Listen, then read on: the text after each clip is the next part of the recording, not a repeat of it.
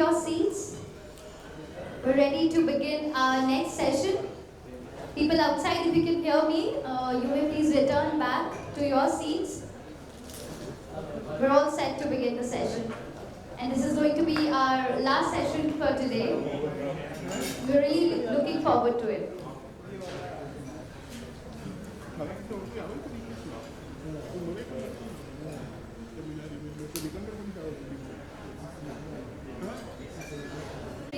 Who will be hosting this session for all of us.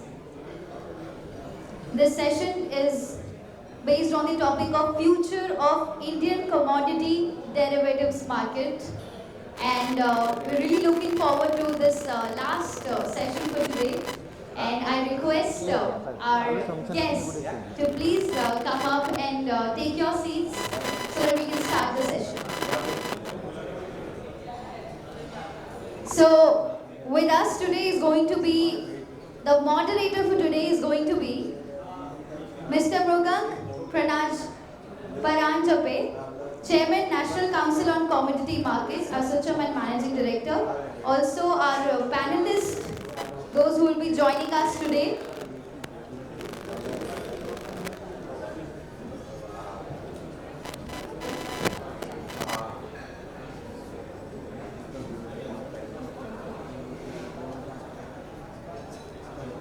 With Mr. Mrugank Paranjape, we have our eminent panelists joining us. Mr. Narinder Wadhwa, Managing Director, SKI Capital. Mr. Naveen Mathur, Director, Commodities and Currencies, Anand Rathi, Share and Stock Brokers Limited. Mr. Kapil Dev, Chief Business Officer, National Commodity and Derivatives Exchange Limited. Next we have Mr. Rishi Nathani, Chief Business Officer, Multi-Commodity Exchange of India Limited. Next we have Mr. Kishore Narne, Director, Motilal Oswal Financial Services Limited. And last but not the least, we have Mr. Anuj Gupta, Vice President, IIFL Securities. Thank you to all the panelists. Can we have a round of applause with all the people that we have here? Thank you so much. I would like to request our moderator to please take up on the session. Thank you.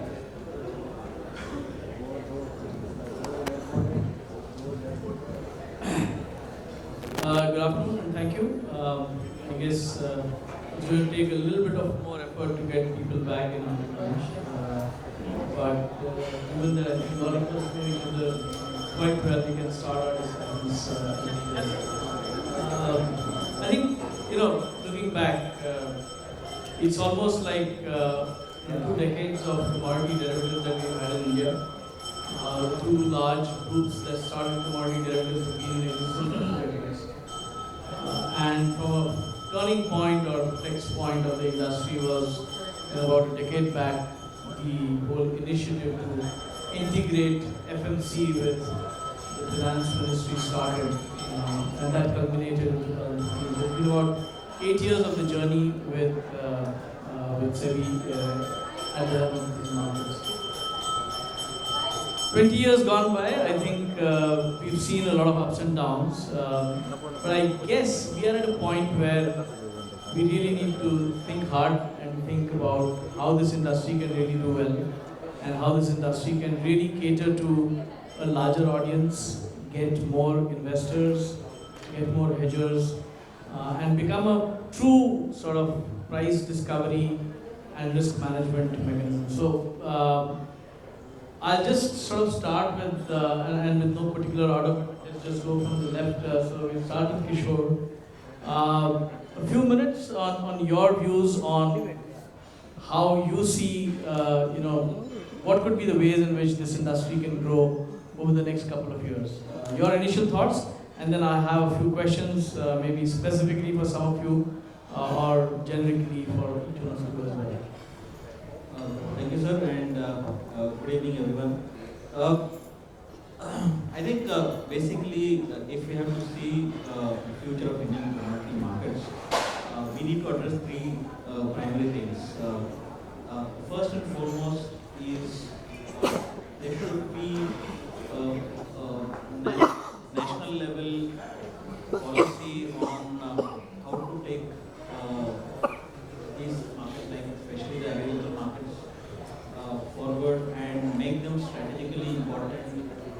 for the growth of the country and for the businesses, and how to integrate them into well into the fabric of Indian business process.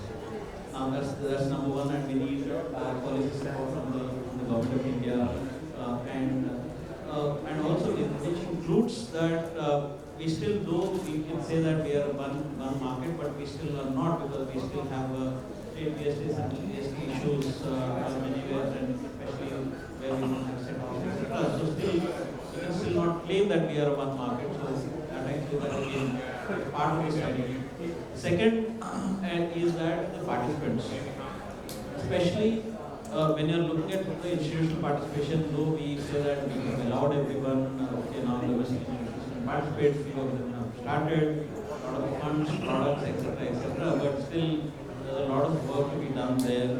There's a lot of back-end infrastructure which is still not there, either it is custodians, either it is a formal warehousing mechanism where the end interest of the investor or the customer, client or the fund manager should be protected, and they still have the critical pieces of what happens if something goes wrong in a warehouse, and how long an investor has to wait for his claims to be approved, etc.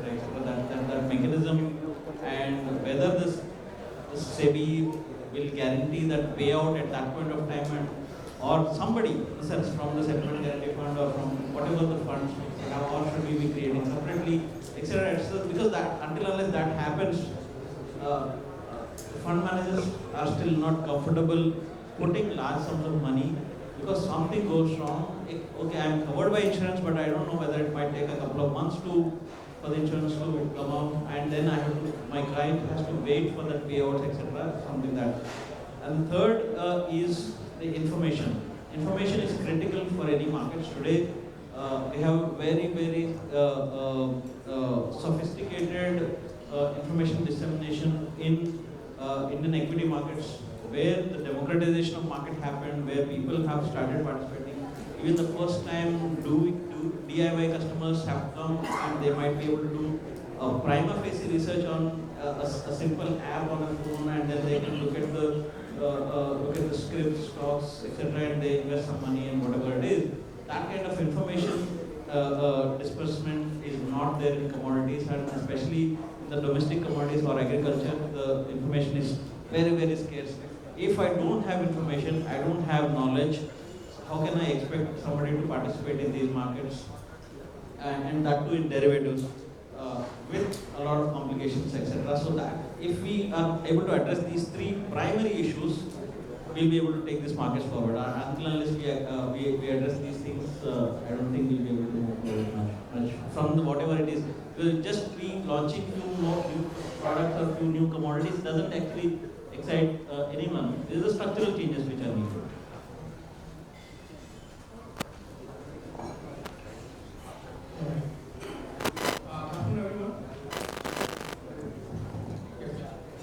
So I know when we talk about future of any market,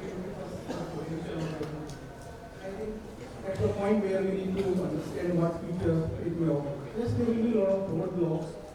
And not only commodities market, if you look at the Indian capital market as a whole, except I think equity and FNO over there, and some index product, as all as has been challenging, whether it's a bond market, whether it's interest derivatives, whether it's any other product, right? So largely, we have seen a humongous growth in one sector while the rest are still struggling, and commodities definitely fall into that. And where we do stand when we talk about the potential and the future of the market, we have to understand where we are, right? So we have to exchanges, we have certain set of commodities, but if you look, the entire open interest Indian commodities derivative here, it's less than one liquid commodities futures in international market. Just understand that we have maybe 25,000 crore of overall open interest with a volume of futures somewhere around 20,000 crore and options of 60,000 crore. At what base? Open interest is only 25, 26, 27 crore. So I think this is the point I think we have to look upon that what commodities are, for what purpose they are meant for, and for what purpose these markets are for. And I think there is a huge difference when we talk about capital markets market and commodities in capital market. Right? While capital market are, for someone to come invest, raise their capital, betting on some companies, their performance. This market is primarily meant for risk management and help those companies who are actually giving you return, right? Because whatever you see around is the commodity. And that offers a risk to the people who are manufacturing them, who are trading them, who are consuming them. So I think if you see commodity as a whole, I think there is a lot of humongous potential. Where we struggle, of course, Kishore has spoken to on everyone over there. Yes, we do operate, we as a country still need a lot of evaluation on the primary market, which is very, very much unorganized at this point of time. And I think futures are derivative of the sport market, as you see. So we have a challenge that the sport market is not that developed that we can have a very refined futures market over and over. Second, India is a price sensitive country, right? It has been a price sensitive country for both sides. If I talk about agri on the producer side as well as consumer side. And because of that sensitivity, we have seen so many steps which hampered growth of this particular market. But still, I would say any step taken by the government doesn't mean that this market is not right and this market has no potential. Government bans exports sometimes doesn't mean exports are bad. Right? That's some policy compulsions which compel government to take certain decisions in the larger interest of the market and the audience. And I think this market has been facing this challenge not once, multiple times. What needs to be done? Definitely forums like these help to build what needs to be, how the markets can help. Anything happens that brings volatility, even government policies brings a lot of volatility to the table. The only thing it can be managed is the risk management, and it is the derivative market. If you talk about commodities, then it's important. You look at the entire financial market, we are talking about drought and El Nino impact, the food inflation. Everything is looking towards what happened on that side, and the performance of this side will depend on that. So I think there is a disbalance in this side and this side.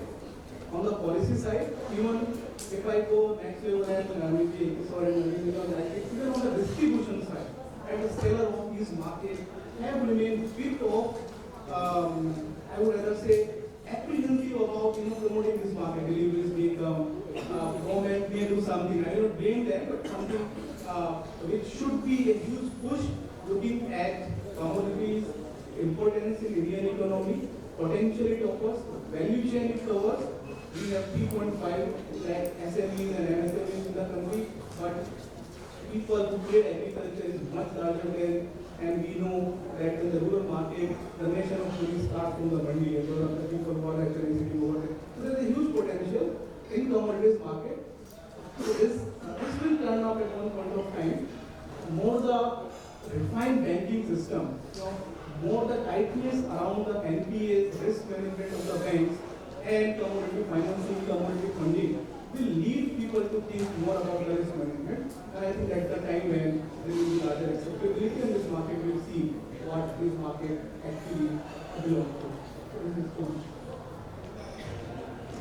So thank you very much, Kishore and Kapil. Thank you very much, sir, for moderating this panel. And thanks, Ashusham, for inviting us. I would say I'll pick up from both what Kishore said and what Kapil is saying. One is the knowledge, and the second one is the integration. If the knowledge doesn't get into an integration rightly, we'll have all the inefficient markets. I'm not saying the commodity markets are inefficient, particularly with respect to the agri-commodities. What Kapil said is absolutely right. The derivatives are the product on the underlying asset, and the underlying asset itself, in case of agricultural commodities, or even in case of few of the non-agricultural commodities like gold and silver, the markets in the spot are still opaque. We don't have a right integration of the agricultural commodities with the derivatives. We being one of the largest seller producers for so many commodities, including gold and silver, some industrial metals too, but we don't have a very effective and efficient underlying asset, which is spot market. So I think what Kapil said is absolutely right from the perspective of the agri-commodities. Yes, it has been the whims and fancies of the governments. Rightly so, badly so, we don't know. But whenever the inflation numbers come up, the only thing which happens is, in previous past, that the commodities are delisted. So one is that kind of an uncertainty. Let me say this, Kapil, that we don't have any kind of inhibitions in ourselves, that the agri commodities are subject to it, but the problem is that the spot and the derivatives market are not integrated well for agricultural commodities. Even in gold, I would say, the markets are still okay. It means we don't have market space on which the derivatives should stand. So I think it is more to do with the integration, and if I think I'm there in commodities for the last, I would say, 15, 16 years, and we are talking about the same thing again and again with respect to integration, and particularly so with respect to the agricultural commodity. The integration of any market between spot and the derivatives is the most important thing to have in terms of having a very effective and the efficient market. So I would say just one word: the integration of the spot and the derivatives needs to be taken care of well at the earliest to ensure that we have a very healthy and developed commodity markets. The second point would be on the corporate side. It's a chicken and egg situation. The corporates say that the liquidity comes in, the liquidity guy says why the corporates are not there, so it's a chicken and egg situation. And this particular situation will never come to roost, I would say, unless the integration doesn't work for our commodity markets being physical commodities which are traded on the exchanges. In spite that these are derivative exchange, we don't have a spot market as of now, except for NEML. Mr. Mohan Paraj is heading as MD and CEO. A lot many things are happening on that side. But still, as far as the opaqueness of the markets are concerned, it's still a very big factor for the commodity exchanges and the commodity derivative markets to prosper. Thank you. Thank you, Pranjit. Thanks, SOCHM, for inviting us. In fact, as a chairman of the Capital Market Committee, there was a long 100 years of SOCHM, but I restarted this Capital Market Summit in 2019-20, and I'm happy that they are continuing with the next phase and the current phase. As the umbrella topic is Amrit Kaal and what will happen to various markets, capital market, in the next 55 years. So we are talking about the commodity market. When 2004 these markets were created, very basic purpose was that, as Mathurji has just mentioned, that there will be integration and all the participants in this ecosystem will benefit from the derivative market, as there will be spot market and derivative markets which will be integrated. So the very purpose of the exchanges is efficient price discovery as well as price risk management. And as we see the whole here, it is our markets are as lackluster as the audience are. I mean, we had a full house in the morning for equity, but hardly anyone in the commodities session. So, and word over, there were spot markets around that. The derivative markets were built. What we are trying to do, we built up a derivative market. Now we are trying to integrate our spot market to derivative market. So it is the other way around, but still the way ahead is right. So we have to ultimately integrate it. It's as earlier speaker have also mentioned that these markets are for hedging and not investment products. Only the bullions are there where there can be investors in the market, in the spot market as well as derivative market as new products are coming. And to again carry the earlier discussion, like our regulator used to say that for any market we require 3 P's. This is product, policy and participant. So we have seen with our regular pushing that all the 3 P's were there. But still some issues are left, as Narneji has just mentioned, for the institutional player like PMS guys, mutual funds, AIFs, the custodians issues are there. So as a association, we represent as a SOCHM or a CPI.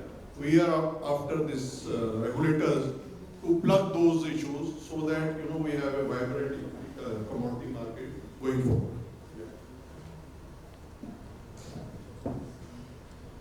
So, the way I see the commodities market is that despite everything, markets will continue to grow. Globally, as everyone knows, commodity markets are much larger than equity markets. In India, they are a fraction. So the base is very low and they will continue to grow. However, given some positive policy nudge with more products and participants, that growth could be accelerated. However, even if that doesn't come, standalone also the markets will continue to grow by leaps and bounds. That is my understanding. I'll just give you few numbers that options turnover was around 900 crores 2 years back. Last year it was 8,500 crores. This year is more than 30,000 crores. So it's not that volumes are not happening. People will gravitate to what is available, what is easiest to trade, cheapest to trade, and which is most convenient to trade. Now, a very valid point which has been raised by Naveen is that spot market integration has to happen. Because you cannot build a house without a foundation. You have built a derivative market, it is there, but the spot market is necessary. The success of equity markets is because they had a vibrant cash market for years. And then they brought in a derivative market. Here, the derivative market was there before, so it was an inverted structure.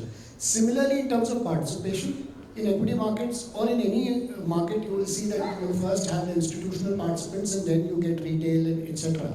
But in commodity markets, institutions have been brought in later because of various historical factors. So naturally, with that inversion, you will see that the growth will happen, albeit later. Now, if you see that you build a spot market, the derivative market will grow, and then you bring in more products and participants. Participants, like I already mentioned in the earlier session, like insurance companies, banks, who have a large exposure. You remove the irritants towards the institutional participation already allowed, like PMS, AIFs and mutual funds, as Varvaji has said, but the custodial issue needs to be resolved. On the policy side, there's a big push required. I mean, I'm not just talking about product suspension, etc., but also, if you see, RBI mandated that gold and silver has to be hedged in India only. And after that, the gold and silver volume shot up. Similarly, why can't there be a mandate for other commodities, especially base metals, where corporates would go abroad and hedge but not hedge in India? And why would that be? Why are people so wanting that they go and hedge abroad? Is it liquidity or is it because domestically, if there is opacity and abroad you do what you want in terms of hedging, then it suits everyone. So in that sense, transparency is the way forward, and transparency can only come through an exchange platform, price discovery, price risk management, and future visibility for a producer, for a consumer, for a farmer, everyone, they have a future price visibility. So I believe that if we get all these, the regulatory impetus or the policy impetus, and we get more products, participants, markets would grow. Take an example of ETFs. Now you have so many ETFs in the markets, in equities, in commodities you had a gold ETF which was doing well. You got a silver ETF which has seen reasonable participation. Why not more ETFs? Why not ETFs on base metals or energy products? If you have those, you'll see actual investors come in and the fund manager will use those funds to actually create a synthetic position on the exchange through hedging that position. So this will lead to growth in the markets and more investment opportunities, because I believe every human in India is exposed to energy prices. So if you can hedge that or invest in that, it will benefit you. So in that sense, or base metal prices, or for that matter anything else. So everyone should have as many opportunities as they could to invest in more products. So if that regulatory impetus or the policy impetus is there to hedge in India, if that we get more products, we get more participants, and the spot future integration happens, I think that will accelerate the process. But nevertheless, given the market and its strength and its actual need, because commodities are actually linked to real economic growth. So commodity markets cannot be wished away. I think they will grow anyways, and if we get these, they'll grow faster. Thank you. First of all, I would like to thank Sujan for inviting me in this forum to share my views.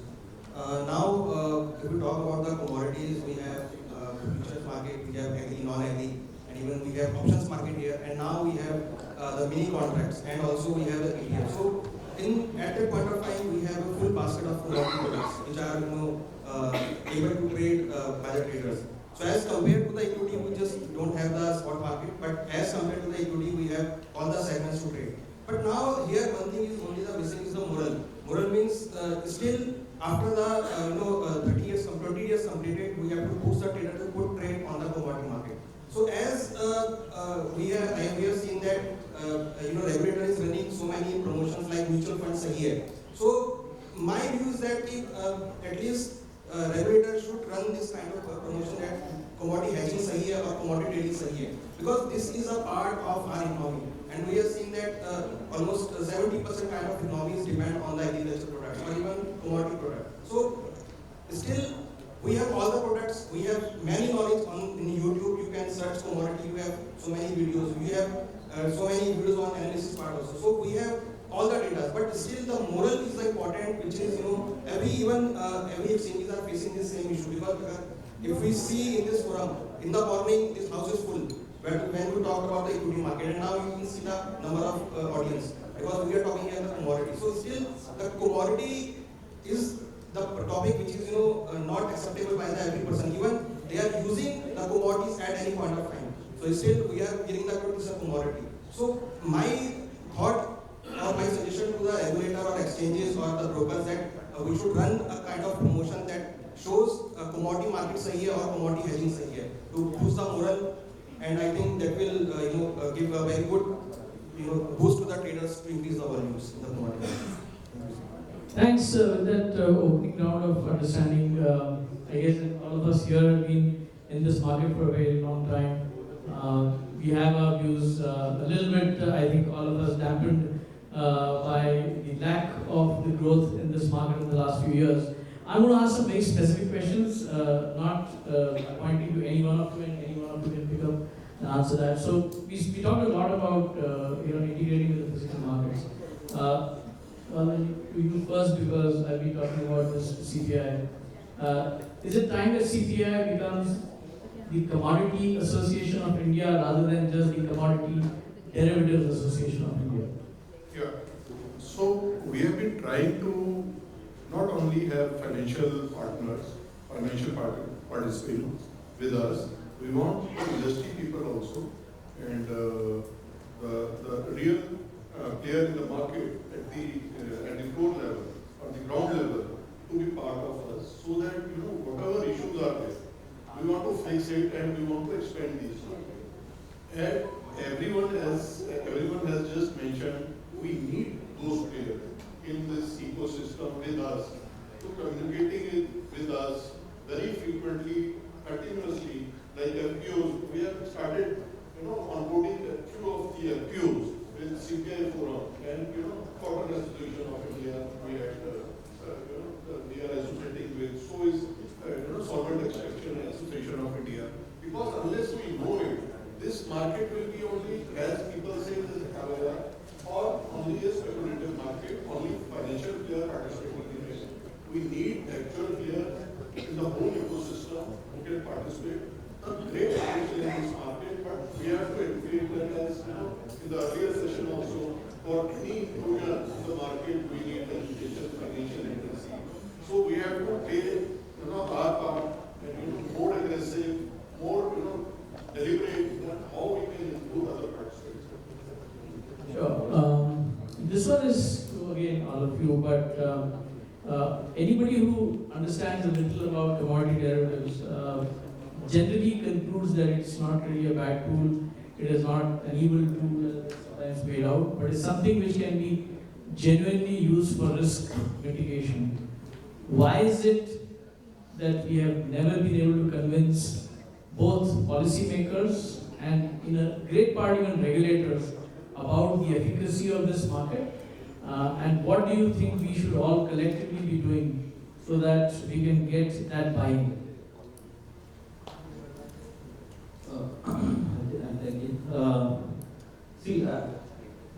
I think at policy level, we actually don't really have a strong agricultural policy itself. Sorry about the derivative. keeps saying that they want to double farmers' incomes as a goal, but we don't have national agricultural policy decided and described by the government. So that's the prima facie. Second is we have a big example in front of us in the shape of China, where most of the commodity markets have been developed after 90s, I think, 1992 onwards. And Chinese government as well as government authorities and the institutions, which are the institutions similar to our Market, NAFED or Food Corporation of India, kind of all the strategic organizations, play a very critical role in commodity markets in China.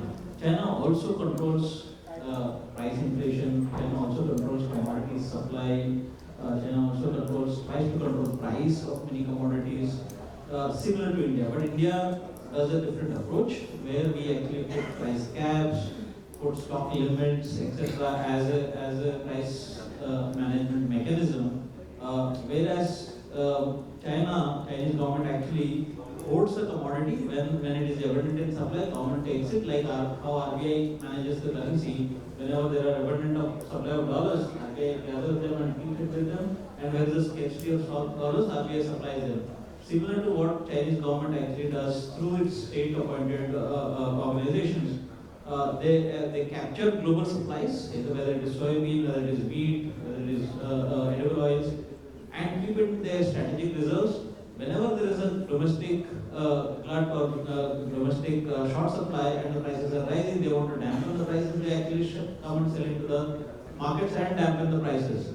But in India, we don't actually... Actually, I'm sure you're wrong. Please interject. We actually have these funds. Yeah, we have funds, but we control both only for pulses. Yeah, I mean, in the agricultural sector, you actually have a fund. And there are two funds. There is a fund run by the Agricultural Ministry, which is more towards procurement, and there is another fund which is run by the Ministry of Consumer Affairs. But they don't use the exchange mechanism. Exchange mechanism to distribute and accumulate doesn't give you any physical commodity.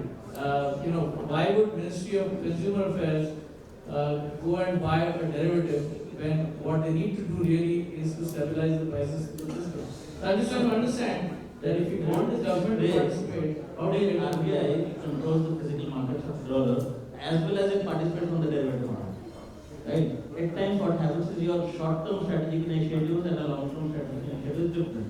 So you want to dampen the prices for a week or 10 days, you have to put the prices down. But you don't need physical markets to be disturbed. Right? So that threat on the derivative market also might keep the speculators and the people who have illicit motives to be at bay, right? So that, and also the participation of the government authority or the government organizations will give the credibility to the exchanges and the products also. So I think that's again, my question. I'm not missing this to others also. I'll again rephrase the question. Let's just take China. Okay. And I'm just trying to make this conversation a real life conversation. Everybody knows that we had a fairly vibrant Chana contract.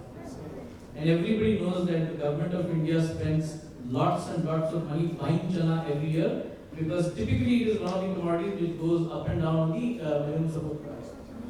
However, nobody has been able to convince NAFED or NCCF or FCI, these are the three largest government agencies. Nobody has been able to convince them that you should participate in the derivatives market.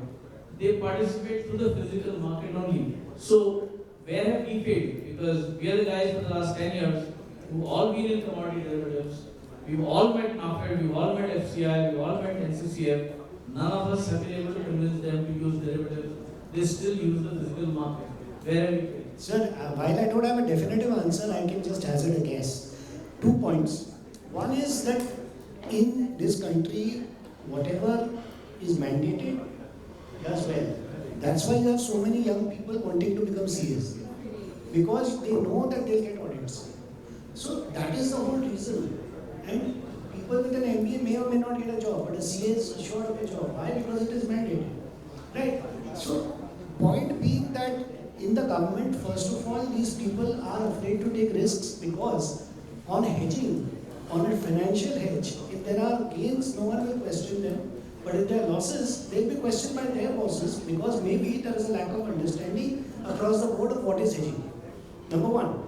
You say it's more bureaucracy has the problems in. No, I'm saying it's lack of understanding of hedging. Today RBI must be losing money on hedging. But no one questions RBI. Okay, just to correct you again. NAFED, FCI, NCCF. Every year lose money on every commodity which they buy.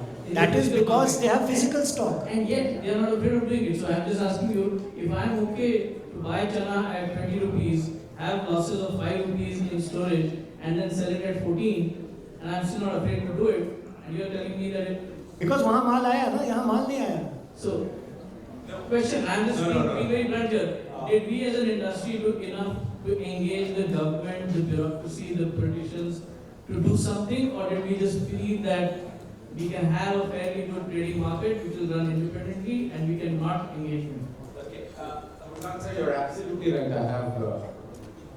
You're absolutely right in terms of the understanding. The government had the intention of launching these markets in 2003, and therefore, through official gazette, they came out with 4 national exchanges. So, government has everything in sight to do it. I think, and please, it's a forum. Don't take us wrong. The exchanges and the brokers like us didn't do a bit. What is required to be done means I think as a broker, for us, it is important not just the revenue, but what is going on in the market to be part of that particular coach, that it doesn't go out of this space.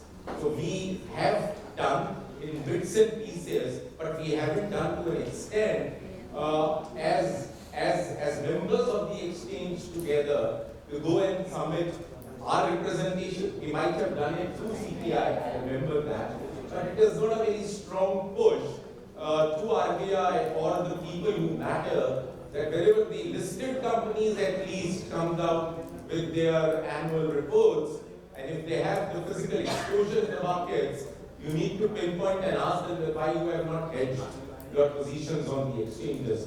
One is that. So I think as an exchange, as the value chain participants, all of us need to do a lot more in terms of engaging with people. Means we have engaged with associations. What Mr. Bhatwa said, absolutely right. A part of those discussions with engagements of certain associations who can mean good for the commodity derivative business. But then it is not a very concentrated push. If I feel I am meeting somebody, I will say it surely because I'm part of these commodity markets for 18 years.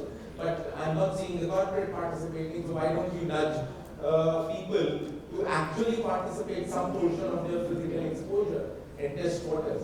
So I think it is more to do. The government has the policy in hand, and I totally agree with Mr. Mulraj Pranjpay, sir, that the policy is there, but somehow or the other, it is just not the government. Yes, the government has played a role, a dampening role of listing and delisting certain commodities, but at the same time, why the corporates are not coming? I am from an intermediary. Why the corporates are not coming? If I go, I am not sure. While I am going for a meeting, that if this particular customer comes in to hedge on MCX or NCDX, will he be able to hedge? And I am saying, will he be able to hedge on the far dated contracts? Because the corporate does not like to roll over the contracts every month. And our contracts are liquid only for the current and maybe the next month. So even correlation to that, the currency markets too, we are an alternate asset class. There is no problem. The people are not sitting here post lunch. Commodities are an alternative asset classes. But the point is, currency also. The currency started late. We have an effective spot market that's very much there.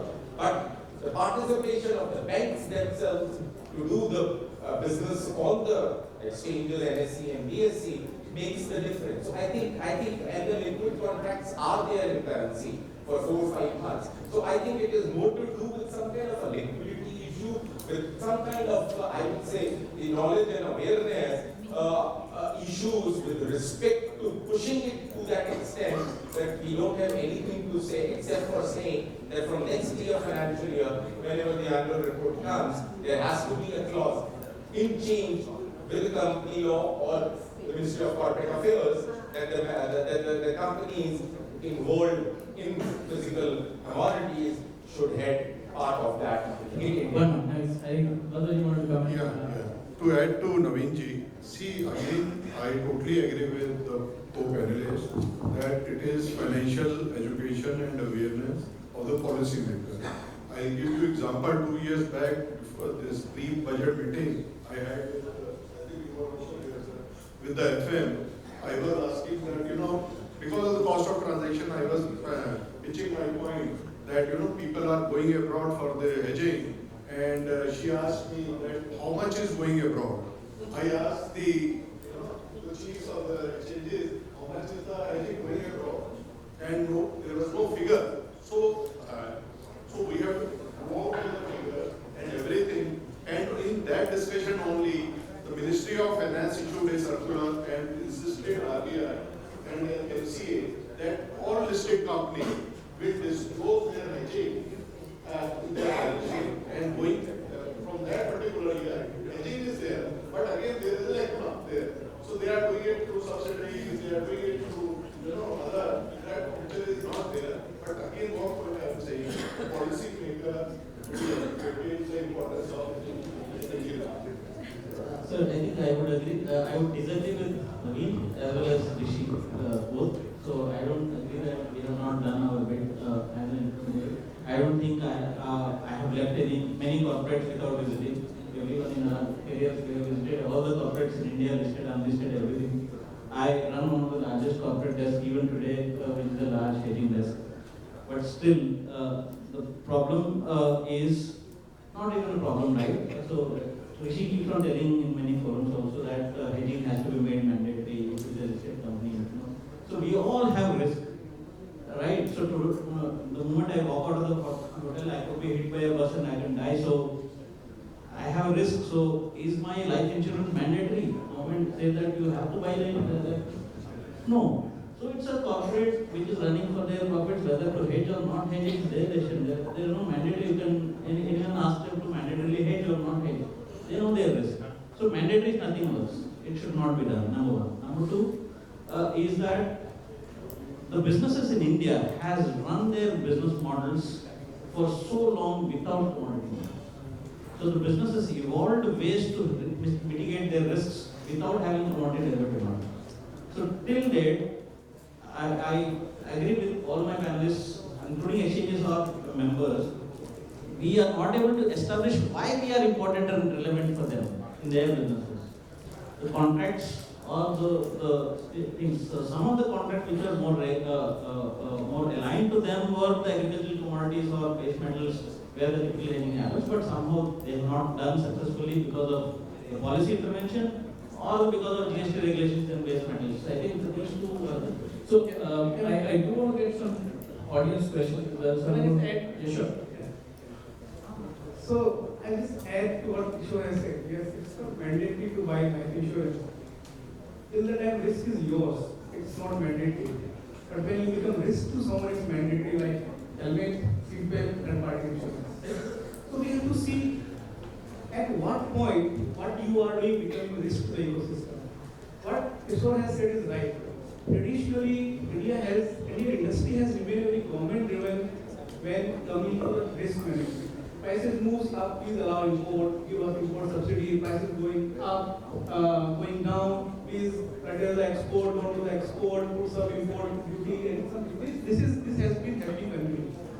In agricultural commodities, when we talk about supply, right? Government is the largest supplier to the Indian corporates for various grains and pulses at discounted price, and in most of the cases with zero carrying cost, right?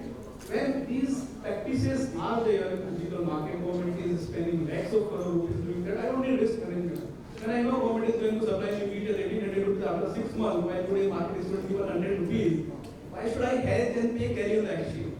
But the point is that it's changing now, right? How it's changing? Now government is not believing giving these supplies to the processors, they are believing now going directly to the consumer. to the entire 80 crore people we are talking government covering. Now government is saying that we give directly to the beneficiaries, not to the people, right? But the moment government starts doing it, and there's a lot of hue and cry by the market participants, especially processors, whether it's wheat, whether it's pulses, that why we are being excluded from this entire government scheme. The point is, our government is thinking, we have seen that's happening in various sectors. DBT is the best example. Ayushman is the best example. Now government doesn't give you cash, they give you a card, right? You go and get a treatment, we will take credit to the premium we are paying to someone else. I think in agri it has started. We are seeing, thanks to regulator, we have done one experiment where farmers at the time of sowing using options, hedge themselves, lock their prices, paying 4%, 5% of premium, right? If you look as a capital market, and which Bhargav said very appropriately that what, and Naveen also said, what can we offer, right, to the government? I think that has not been communicated, and I do agree with that.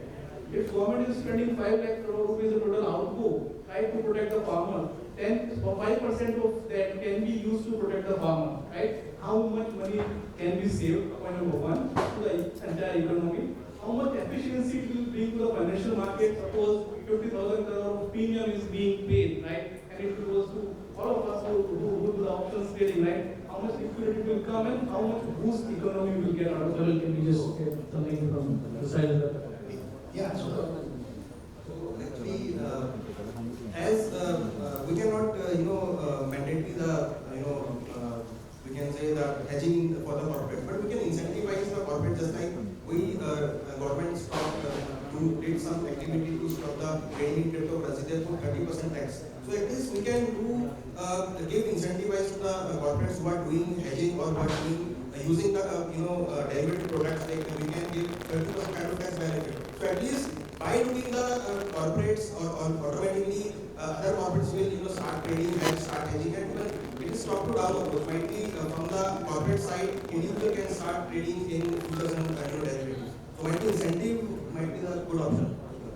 Just very quickly, while it is not mandatory for you to take life insurance, but it is mandatory to take life insurance from an Indian insurer, not from a foreign insurer. You are not allowed to do that. So that is the limited point I am saying. So if you are an Indian company, you please hedge in India, don't go abroad. So when you talk about globalization, you actually don't want to globalize. That is protectionism which is happening. And secondly, okay. So if I may just, I want to just give 1 minute to each one of you before I open it to the audience. I want you to tell me, and you can go just from that side, one thing you will do, irrespective, and it's not one of those saying, "Oh, Sarkar ye karegi, to hum wo karenge." This is not a give and take. Irrespective of if nobody does anything else, what will you, individual as a firm, do for enhancing the commodity derivatives market? And the second, what is it that one thing you want? Anything. Like she said, ban hedging outside India. That could be your wishes. So one thing you will do and one thing you want for the next 1 year. Quickly, in 1 or 2 minutes, and then we'll open it to the audience. See, as individual, I am doing research on commodities. So my perception is to influence the traders to start trading in the commodity market. So I can as far as concern my strength, I can do social media activity kind of thing that people will start trading in commodity market. And anything you want? One thing you want in this 1 year? I think I want that government allow to corporates give a good incentive to corporates to start hedging the futures and derivative market. okay, so one thing we do is definitely add, bring in as many more products as possible which are beneficial to the market, which the market wants to trade. One thing which we want is policy and regulatory framework which is applicable to commodity markets. Too broad. Okay, specifically. 10 years we haven't got it. So Specifically. in 1 year, what do you want? Specifically asking Indian corporates to hedge domestically. Okay. So, I have a where they say for any financial institution, for capital markets or education, and then. So, for engage with the policymaker, engage with the corporate, FPO, and second wish is as a CPI, and as a also. The cost of production is too high. We say make in India, we are, all of us are saying trade in India, or trade in India, we are take off. Okay, so for two things for me, as one is would say education, I would say knowledge. One thing which we must do continuously is knowledge. Imparting knowledge. आप कह रहे थे ना नवीन ज्ञान lunch के time पे. So that is what is important, Rishi. The knowledge must be taken care of. What I want to do if I would have been there, I would have liked to set up a task force with deliverables to ensure that when the union budget of 2017 was announced, in that it was said that the spot and the futures market or derivative market would be integrated, which does not have any light to the day. I would like to do that in timelines to see to it. Although it's a big journey, but I would like to see that. Thank you. So what we are doing, as Bhavani said, I think we are not different. We will keep on creating awareness for the utility and the benefit of derivative market. And we have been doing, we will keep on doing. What we wish for, we don't want government support. We wish not intervention at least for 3 years so we can build this market. I'm sure if there is no intervention, this market has potential to grow multi-fold without any large government support. At least from these levels. Sure. I think what we can do is that one, I can work with Raji on that when ministry is asking how much is going outside for hedging, etc. It's very easy, simple. You can ask RBI, even minister can ask RBI how much is being remitted to for hedging purposes. All the AD bankers take the details, they are reported, so it can be consolidated. So if we are able to be together, not me alone, we are together, can before the next budget, if we are able to convince the importance, and as Kapil says that we don't expect anything much from the government, just leave us alone. So we will be able to grow, just don't even do anything. So we should be able to, I think that's the primary thing. If we are able to influence policy, most of our problems are sorted out. I think rest of us will follow. We all together work on that before the next budget and probably see something like that together rather than right now, till now individually, maybe State is representing something on, maybe Kapil is fighting for something else. Let's do it something more concrete and more strong. Sure. Conscious of time, I really hope there are some questions. I think we have about 10 to 15 minutes for questions. Very happy if anybody wants to ask something. People with more than 10 years experience are not allowed to ask. First of all, very power-packed session and thanks for the insights. My question to you is that you have been a custodian yourself and with an exchange also. The growth of capital market happened in 94-95, primarily when the computer came, and secondly was when the demat happened. What I would like to ask you is that if similar kind of thing happens on commodity side, where the deliveries are more intact and it's a proper email format, I believe we will see a lot of participation coming from FPI, from big investors who are there in the market or corporates, because they still fear deliveries as of now in the market.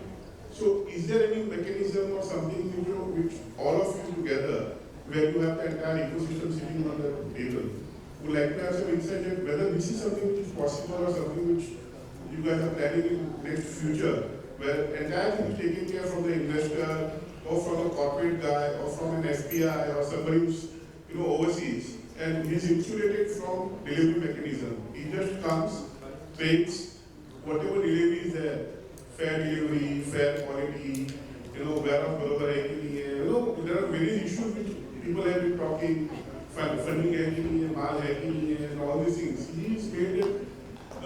The global system is created. If that can be created, I believe we can see this market growing to a very big number. I just wanted your comment on that. Welcome to hear from other panelists. I'll give you my first view. One,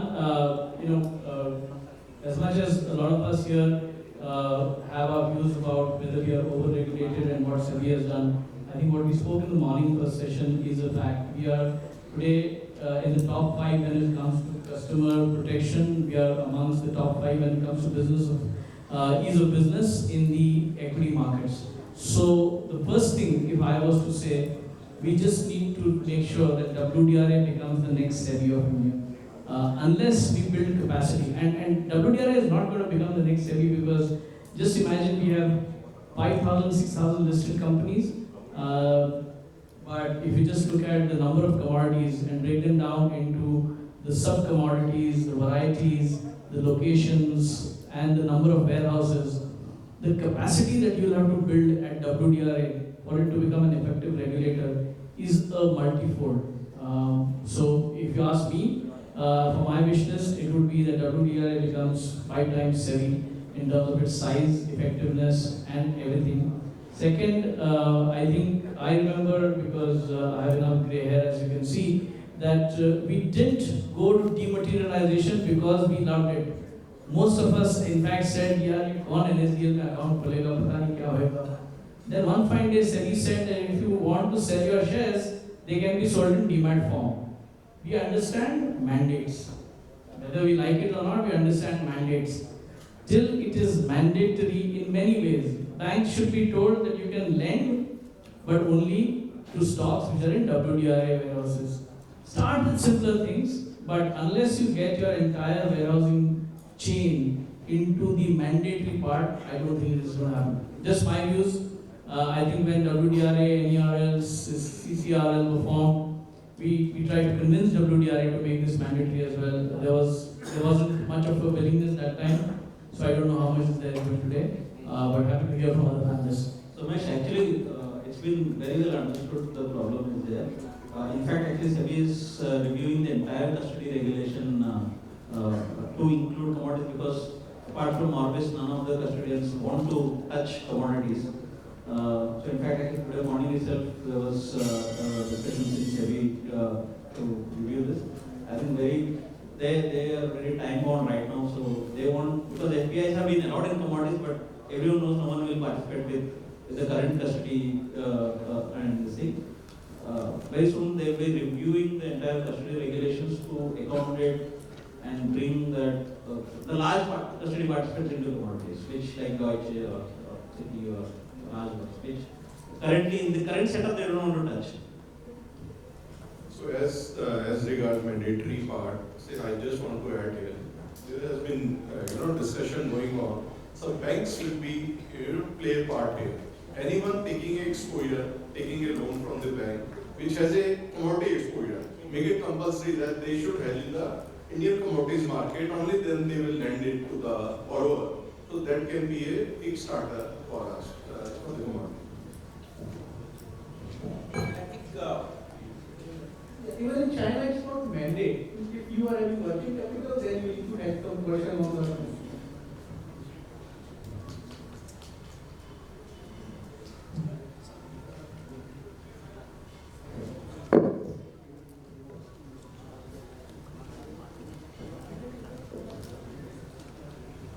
Good evening, everybody.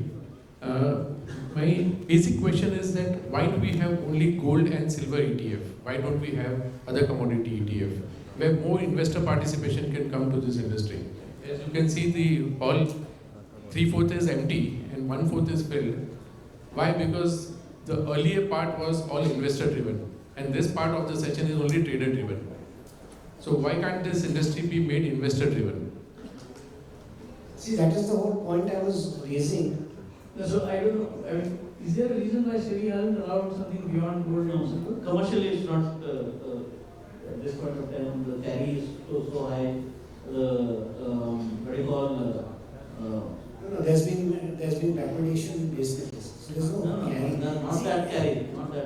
Saying the cost of executing. There is an active consideration going on for the two ETFs.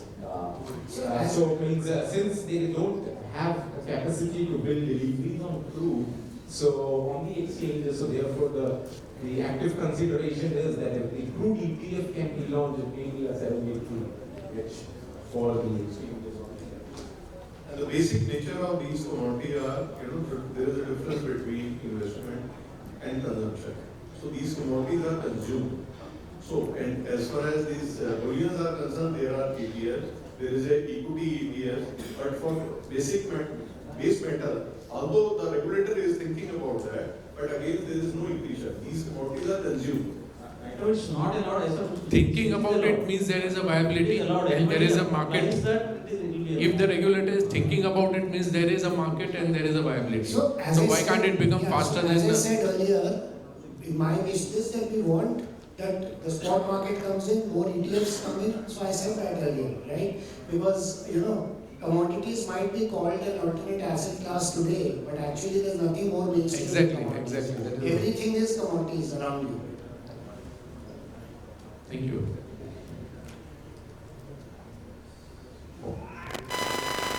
Any one last question? Otherwise we can just keep the session to close. Good evening, respected members. So my question is, why government is not able to attract corporate funds to establish more warehouses so it can smoothen supply chain?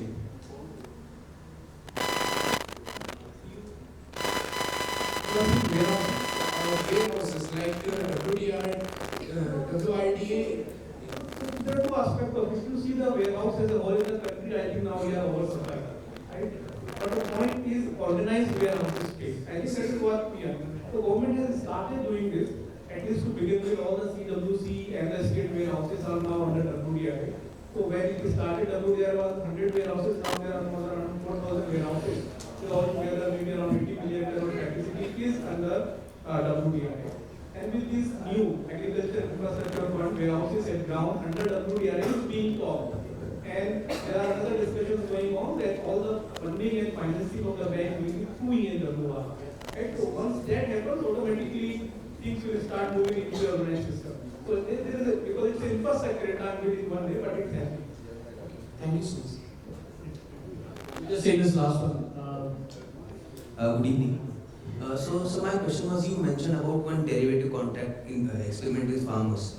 But the problem is about 58% of farmers and most of them are not aware about such products. So how are we developing that field and how can we use derivatives to hedge the farming and hedge the potential outcome?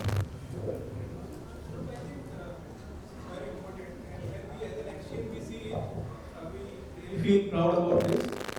When we talk about individual farmers, it's difficult. But when we talk about FPOs, which government is pushing it has become now doable to get them into the financial market.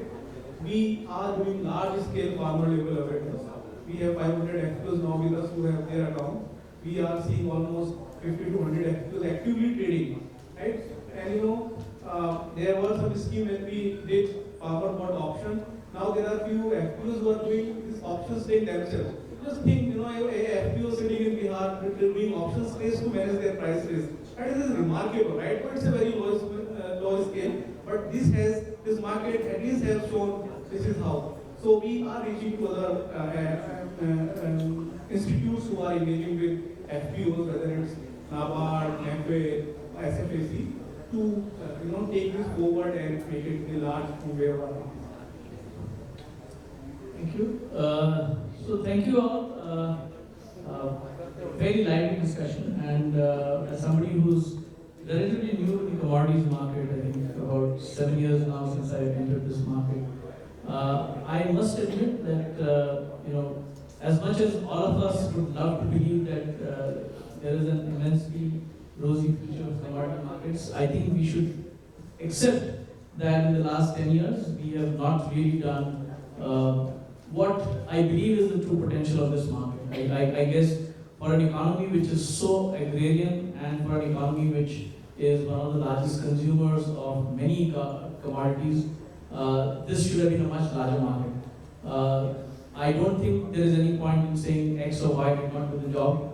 I believe it's absolutely collective, starting from government to regulator to industry to exchanges to each one of us. So hopefully, like I said in the first session when I spoke, 25 years from now, many of us may not be in a position to talk about markets. We might be doing some very different things, but hopefully we will rise up to the challenge and get commodity derivatives market the place they deserve as a part of the economy. But with that, thank you ASSOCHAM for giving all of us this opportunity, and thank you audience for being here to a post-lunch session. Thanks.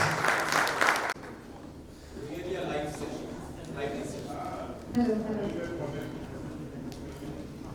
Thank you so much to all the panelists and thank you sir for moderating it so well. I think it was a great discussion. I would like all of you all to please give a round of applause once again for our guests.